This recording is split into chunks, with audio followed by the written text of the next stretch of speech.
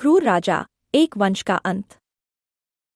क्या आपने कभी सुना है एक ऐसे राजा की कहानी जिसकी क्रूरता ने उसके अपने वंश को ही मिटा दिया? एक ऐसा शासक जिसके अत्याचारों ने इतिहास के पन्नों पर एक काला धब्बा छोड़ दिया। राजा वीरसेन, एक नाम जो डर और नफरत से गूंजता था। उसकी क्रूरता की कहानियां हर गांव, हर शहर में सुनाई जाती थीं।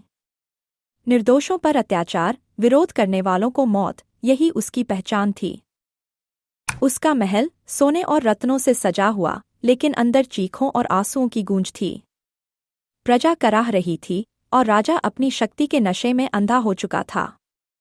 उसे अपने अंत का कोई अंदाजा नहीं था। लेकिन अत्याचार हमेशा के लिए नहीं टिकता। दबे हुए गुस्से ने विद्रोह की ज्वाला भड़का दी।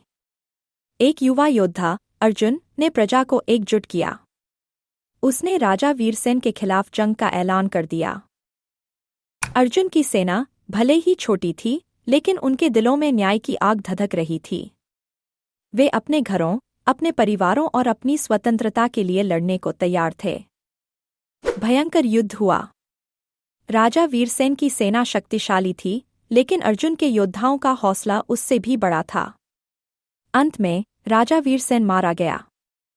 उसका वंश हमेशा के लिए समाप्त हो गया।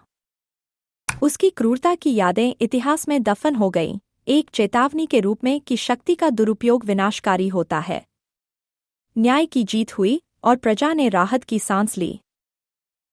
अब इस कहानी को और गहराई से जानने के लिए हमारे चैनल को सब्सक्राइब करें और कमेंट करके बताएं कि आपको यह कहानी कैसी लगी। इतिहास के ऐसे ही अनसुने किस्सों के लिए जुड़े रहें।